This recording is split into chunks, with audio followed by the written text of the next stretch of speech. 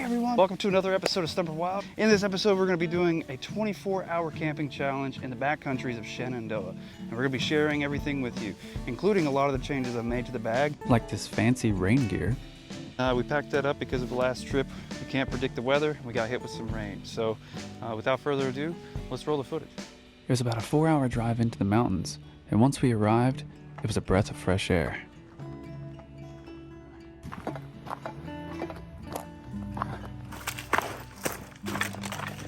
We arrived in early spring, hoping to catch a lot of the new buds and flowers in the area. Unfortunately, we were a little too early. However, there was a lot of creek beds in the area, which means there's a lot of good potential for fishing. On the way in, it was mostly downhill, and it was pretty easy, but there were some spots that were more difficult than others. Navigation, however, was very simple and straightforward. So far, guys, this is everything I could have asked for. We just found our site. We found this nice open area a few hundred feet away from the creek. Now that we've found a nice site, it's time to set up. Aside from the additional support items for Anya and Caesar, we're using a majority of the stuff from the bag I've showed you so far. I wanted to make sure that everything I'm showing you actually works. We made it! And without rain. Whew. In a foul weather situation, you're going to want something that's going to stand up to all that rain. And one of these basic tents, even though they have a rain fly over top, they still have a potential to leak through, and it goes all the way through, and there's nothing worse than waking up with a wet sleeping bag or soaked clothes, or your feet have been dripped on all night, and it's just no good. You could even wake up with some morning dew on the inside, so it's never a fun endeavor.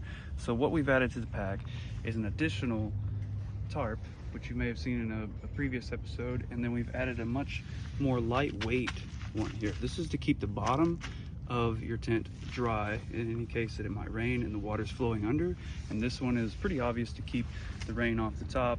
It gives you a little additional protection aside from that rain fly.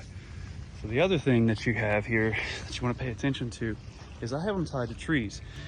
You could stake them to the ground also in case you don't have a lot of trees in the area, but the whole point is you want to make sure you have this 45-degree slant going down. The water's just going to roll off of it.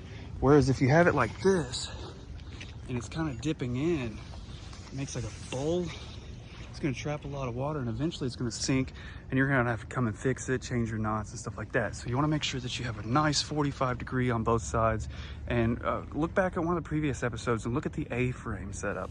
If you put that over your tent, you're set. I'll also be showing you how I did the full pack out in the next episode with these new items. But for now, let's see what's for lunch.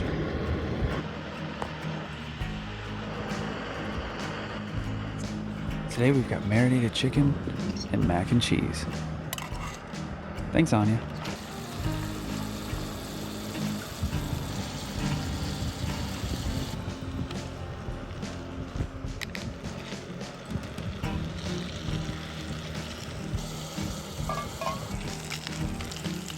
Also, some tea. Isn't she great?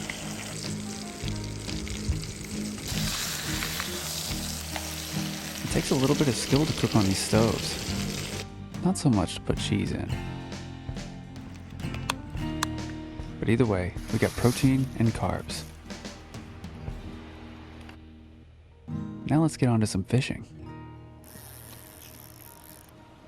In a stream like this, we're not likely to find many fish. You might find brook trout, smaller things like that. So right now, what we're looking for is runoff puddles. These small kind of pools. There's going to be potentially trout underneath this rock here. And over there, as you can see, the water is swooshing through. Fish are pretty lazy too, so they're going to sit right there where the water is pretty calm. They wait for their food to come down through here, and then once it settles, that's where they're hanging out. So right now I'm just kind of going around and looking for spots like this. I just got a regular little worm with a tiny, tiny, tiny hook on it. So we got a little bit of action. See, he's still moving.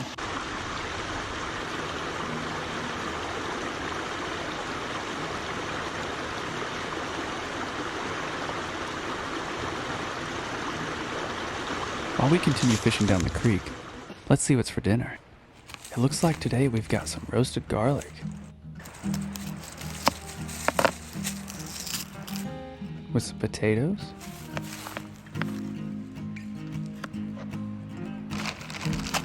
and marinated filet mignon. We're going to start it with butter.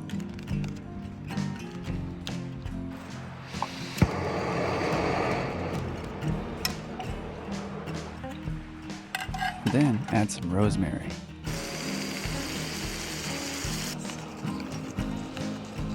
That's starting to look really good, but let's check on the fishing.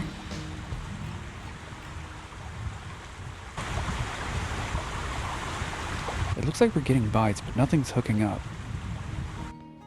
So let's take a look underwater. If you look closely, you can see the fishing line, and down to the left, there's a bunch of little babies. They're actually really small. I think we're going to have to wait for them to grow up a little bit and come back. Kids, don't try this at home. It's really cool, right? Look at that. It's soaked and it's still burned. This is probably why they have fire restrictions in a lot of places. And it smells amazing. So take a look at this. This is like nature's kerosene. This is basically pine sap that's grown around this coniferous tree, pine tree, and it's still very, very wet. And I've already burnt it a couple times, as you can see here. But when I light it up, watch what happens. You can see it's still trying to spark up, even though it's soaking wet. And this is all natural, and it's around you everywhere. So if you're trying to start a fire, pine pitch is definitely a good way to start. But there are fire restrictions where we are, so we have to do everything with the stove. But we get to enjoy our dinner under the starlight. This is something you don't get to see in the cities. But now that we're done eating, it's time to move our food away from our site. This, I'm gonna throw it over a tree. We pack our food away from our site to prevent any unwanted visitors at night. Small. Throw over. I just cut myself. You have to be careful around riverbanks and creek beds because the rocks are really sharp. But we found a good one, and we're going to tie it up and throw it over the tree. Also, we're using red light so that we don't have so many bugs in our face whenever we have our flashlights on. Also, it's easier for your eyes to adjust to darkness after you turn them off. But now that we got our food hung up, it's time to go to bed. Right, guys, we are in our night clothes, and we are officially staying 24 hours backcountry camping in Shenandoah. See you in the morning.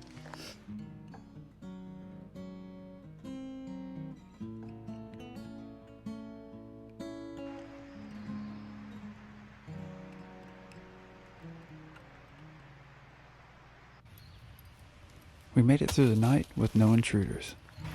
Now it's time to get down to the creek bed, gather some water, and start breakfast.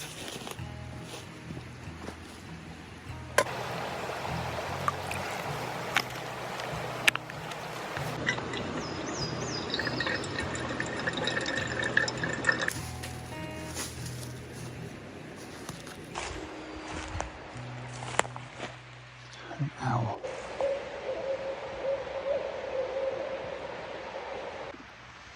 For today's breakfast, we've got another adventure meal.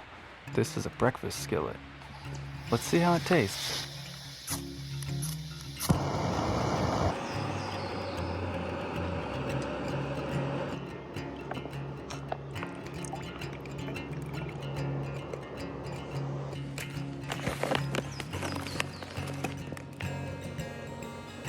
All you have to do is boil water, remove the dry tab, pour in, seal it, let it sit. While that's cooking, we're going to go ahead and take care of the oatmeal. We're going to need all the carbs for the hike out. Also, we've got some coffee. We know what that's for. This isn't instant coffee. And if you're interested in how I'm making it, I did it in another episode, and I'll leave the link above.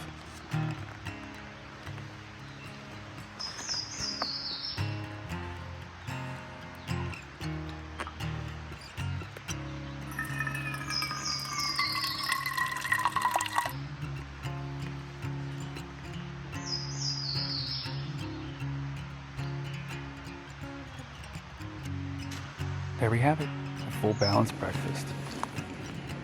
Maybe not the best, but it's something. Caesar's got his too. Oh, while I was brushing my teeth, I did come across these fiddleheads. These are essentially ferns in their early stages, and if you catch them quick enough, you can actually cook them and eat them. I'm not sure if this is the correct species that's edible, so we're not going to mess with them. But I do know that this dandelion, which is growing in the mountains, is edible from the flower to the root.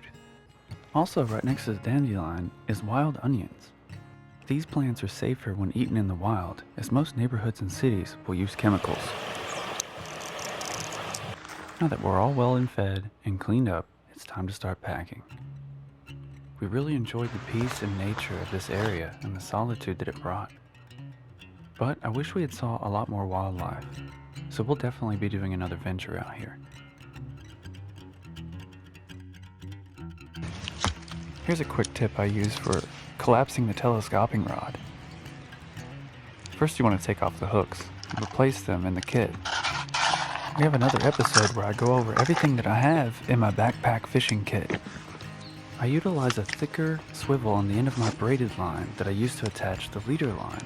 So that way, all I have to use is my index finger and thumb and then start reeling it in and it all collapses.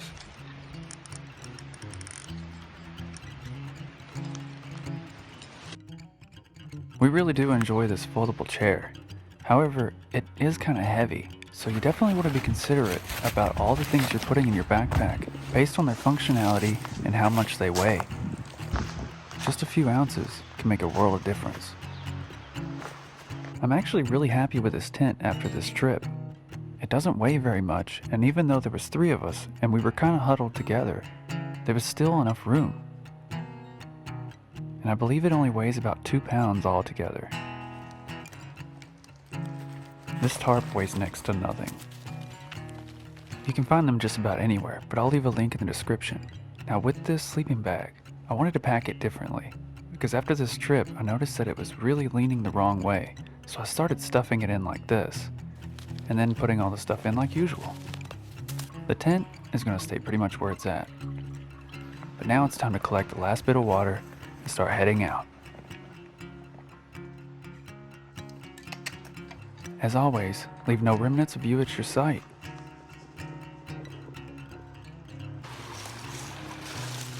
Now if you remember, the hike in was mostly downhill, so you can only imagine the way back.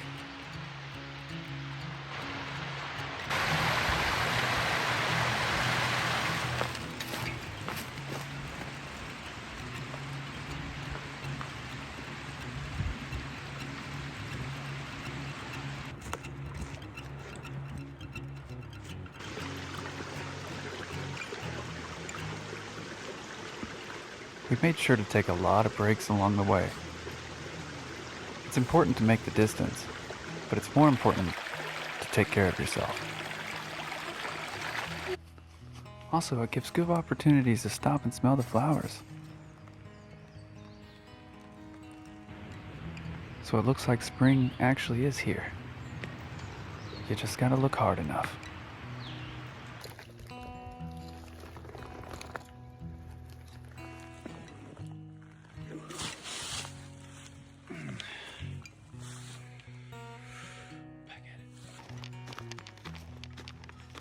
Finally, we made it to the end. Well, guys, we made it. We made it! We survived! Let us know if you want to see more trips like this one, because we definitely enjoyed ourselves. Thanks for sticking around to the end. I really hope you enjoyed the episode. We're gonna have another adventure in North Carolina where we do things completely different. So we definitely recommend sticking around for that. And if you're interested in seeing videos like this one, I don't necessarily do them weekly. So it's recommended that you subscribe and hit that little bell for us. And if you like what you saw, be sure to hit the thumbs up and comment if you want to see anything else. Until then, go out and get wild.